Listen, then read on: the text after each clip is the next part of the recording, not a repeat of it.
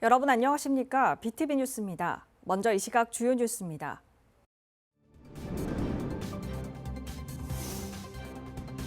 부산시가 전국체전 일정을 확정했습니다. 내년 10월 17일부터 부산 전역에서 제106회 전국체전이 개최됩니다.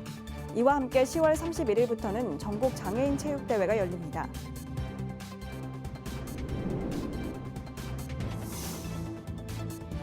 부산시 새마을회 회원들이 헌옷을 판매한 수익금으로 이웃 돕기에 나섰습니다. 지난 15년간 수익금 10억 원가량이 복지 사각지대에 돌아갔습니다.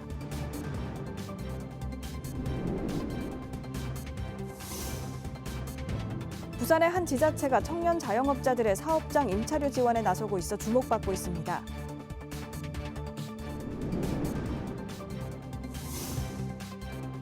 고준위 특별법이 여야 합의 처리가 논의되고 있는 가운데 이 법안을 폐기하라는 부산 시민사회단체의 목소리가 높아지고 있습니다.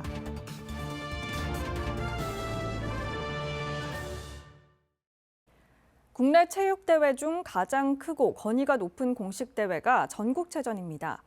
내년 전국체전이 부산에서 열리는데요. 부산시가 대회 기간과 규모를 확정지었습니다. 장동원 기자입니다. 전국 각 시도의 화합을 위한 체육대회.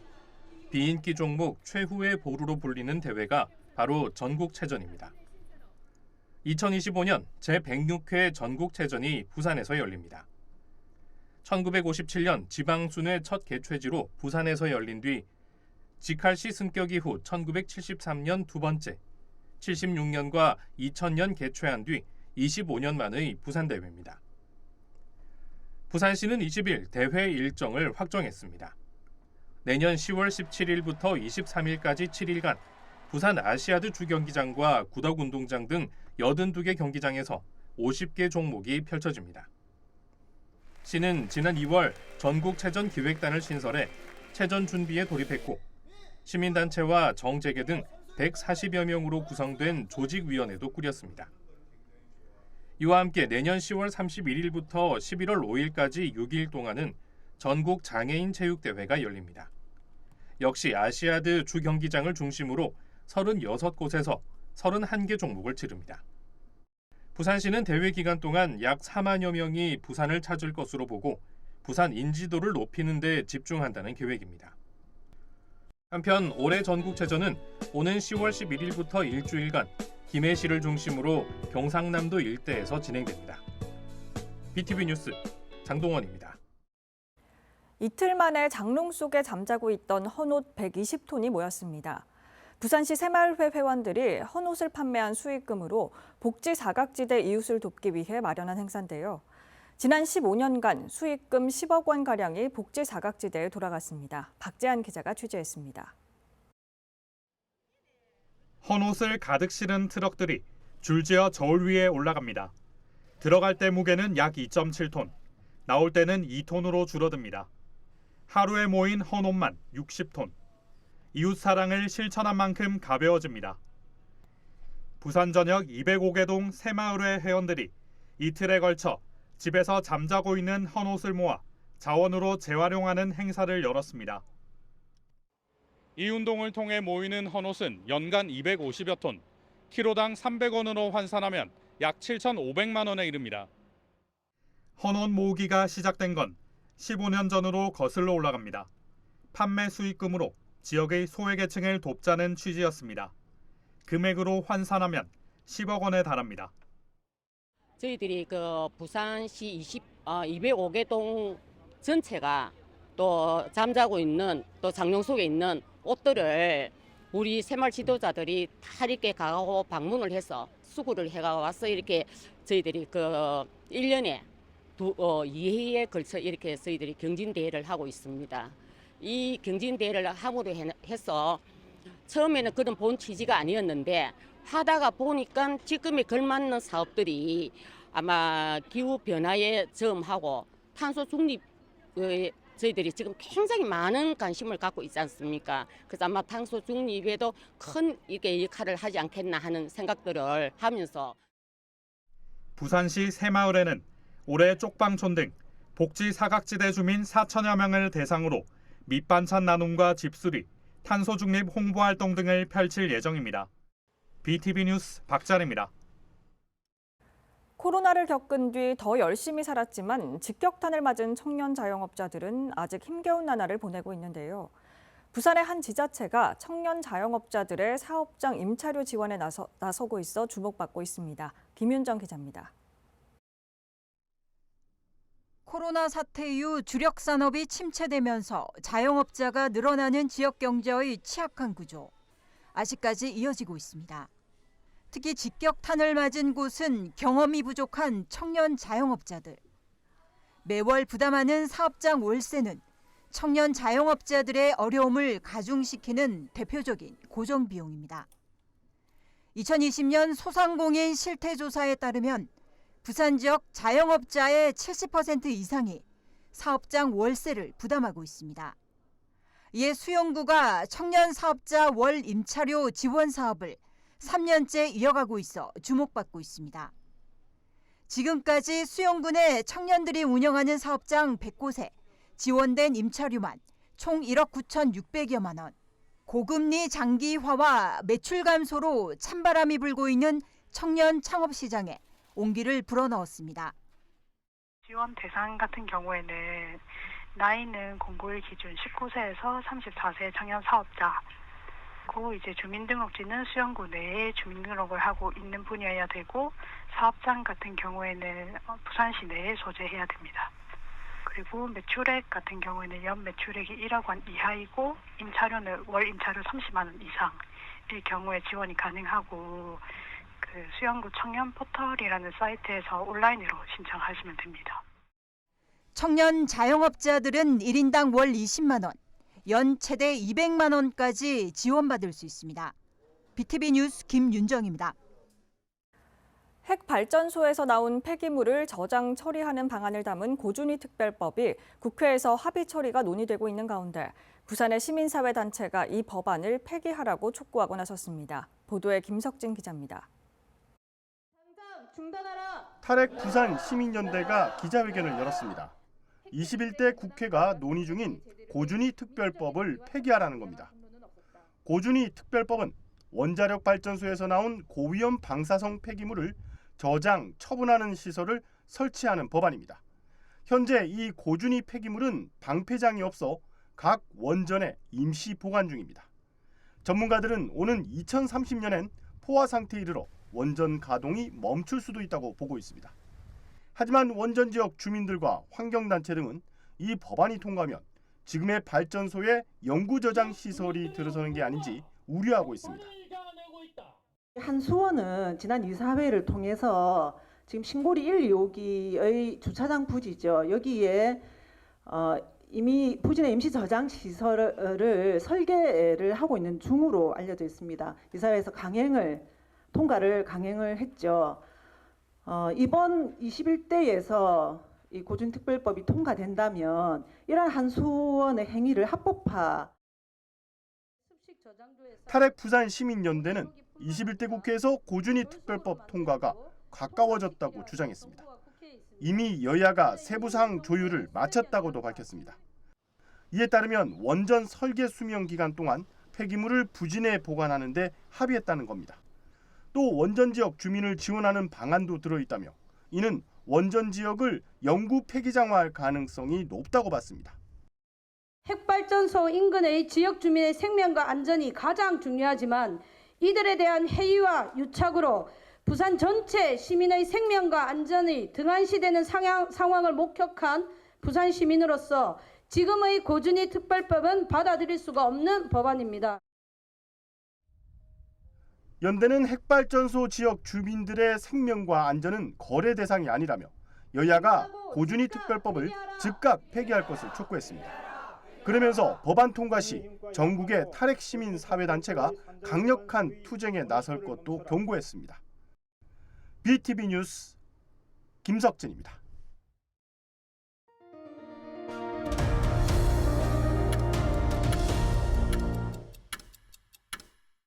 북구 진로교육지원센터가 진로체험 활성화 공모 사업에 최종 선정됐습니다.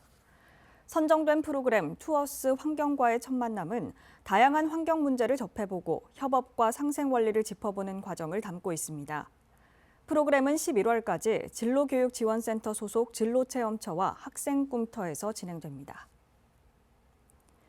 부산시가 산업통상자원부의 선박용 스마트 기자재 통합성능 인증 플랫폼 조성 사업에 선정돼 국비 100억 원을 확보했습니다. 시는 오는 6월부터 2028년까지 사업비 200억 원을 투입해 강서구 미음산단 내 선박 전자기 통합성능 인증센터를 건립하기로 했습니다. 통합센터는 지역 중견 중소기업의 기술 개발과 부품 국산화, 시험 인증 등을 지원할 예정입니다.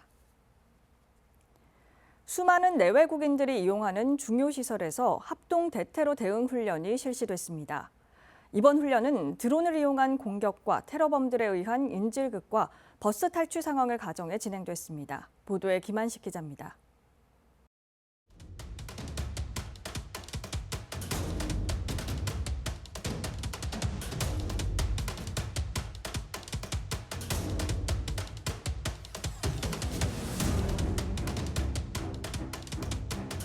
부산항 국제여객터미널에 빠르게 접근한 드론에서 폭탄이 발사됩니다.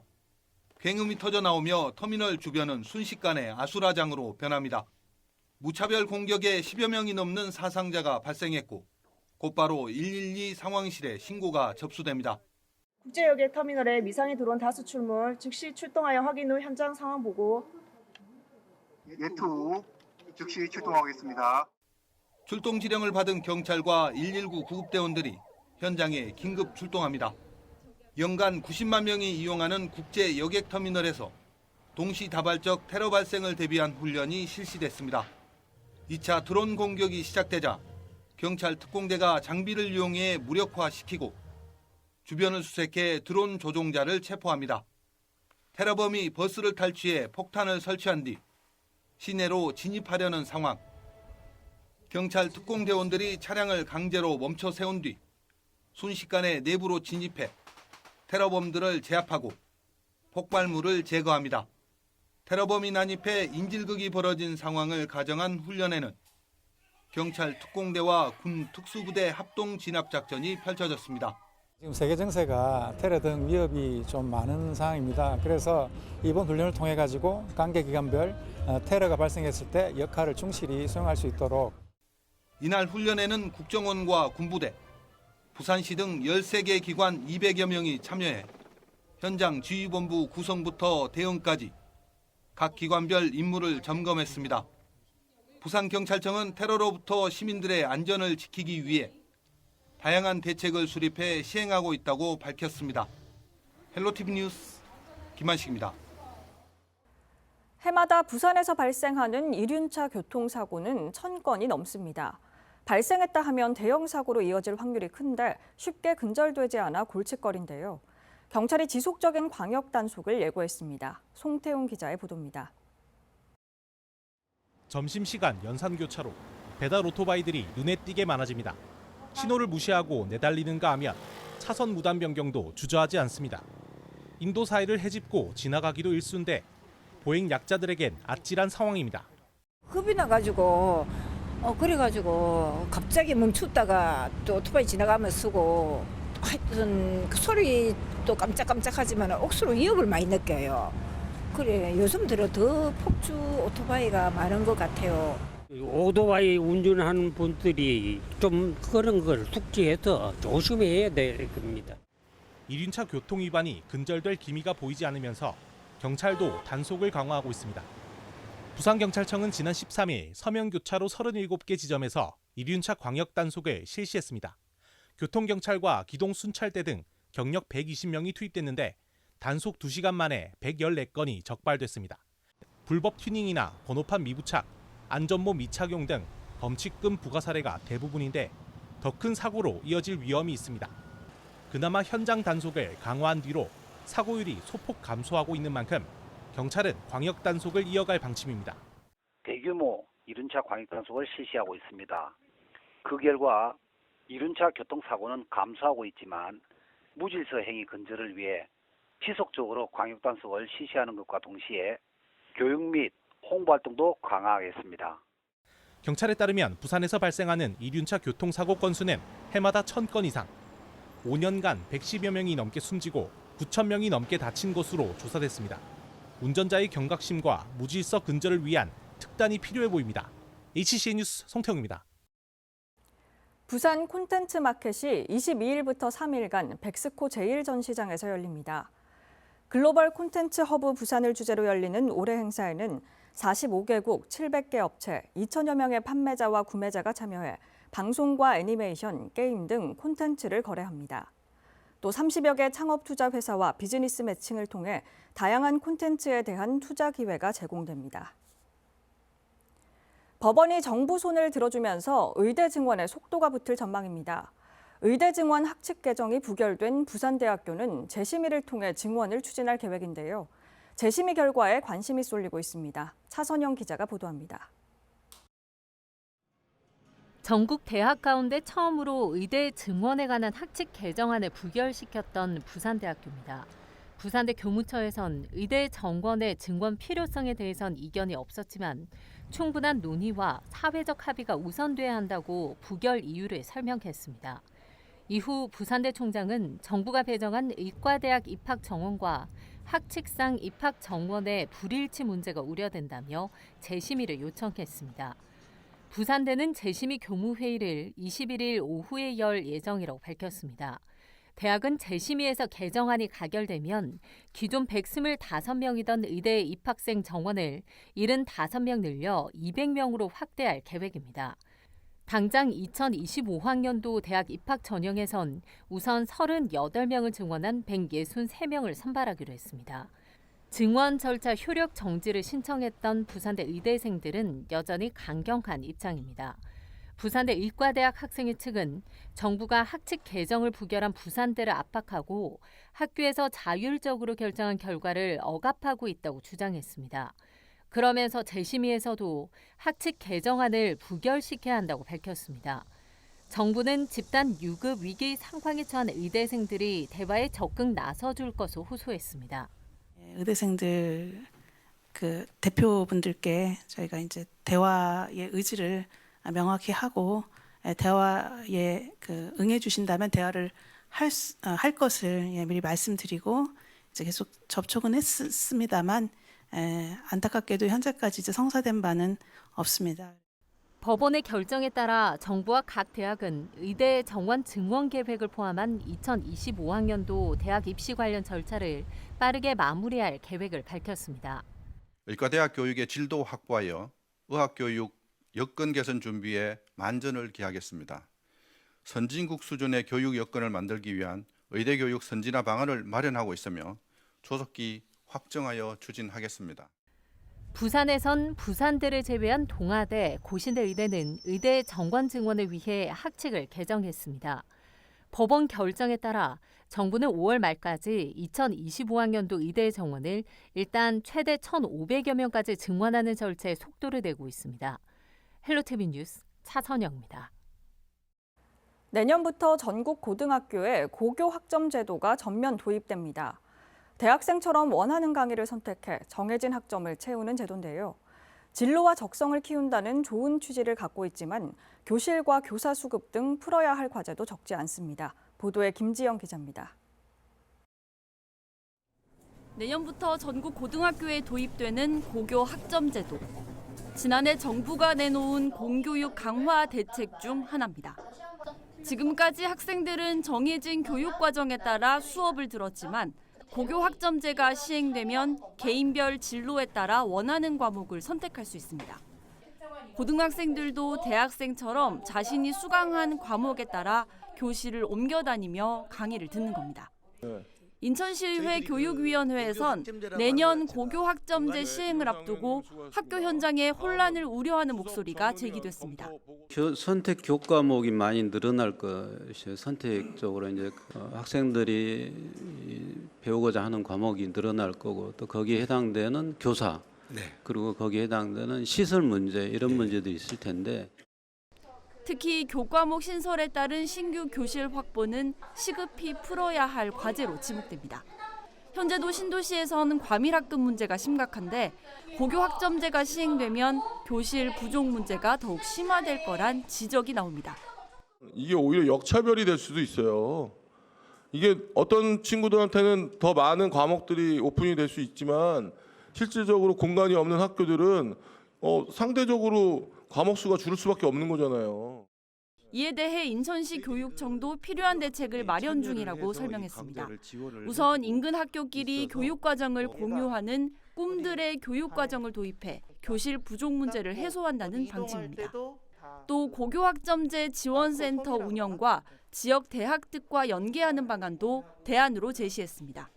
지금 꿈 이음 대학으로 해서 강좌 수를 한 108강좌 정도를 운영을 하고 우리 인근에 있는 대학들이 참여를 해서 이 강좌를 지원을 해주고 있어서 아주 유기적인 연계를 하고 있고 대학뿐만 아니라 학교 밖의 그 기관들을 저희들이 발굴해서 학점을 이수할 수 있도록 하는 것도 아울러 추진을 하고 있습니다.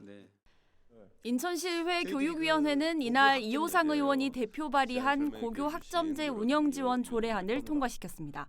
그러면서 고교 학점제 전면 도입에 앞서 현장 혼란을 최소화할 수 있도록 시 교육청에 철저한 대비를 당부했습니다. BTV 뉴스 김지영입니다. 부산시와 부산 테크노파크는 6월 10일까지 오는 10월에 열리는 플라이아시아 2024 어워즈에 참가할 기업을 모집합니다. 올해 모집 규모는 30개사 내외로 디지털 신산업과 바이오 헬스, 에너지 테크 등 6개 부문입니다. 선발된 최종 6개 기업에게는 $18만, 한화 약 2억 5천만 원의 상금과 글로벌 스타트업으로 성장하도록 국내외 투자사 연계 등의 기회가 주어집니다. 한국마사회 렛츠런파크 부산 경남은 지난 16일 경마의 날을 맞아 말위령제를 열었습니다. 말위령제는 안타까운 죽음을 맞은 경주마들의 넋을 기리고 경마 무사고를 기원하기 위한 것으로 경마 관계자 20여 명이 참석해 엄숙한 분위기 속에서 진행됐습니다. 한편 마사회는 경마가 처음 시작된 5월 20일을 기념해 경마의 날 행사를 열고 있습니다.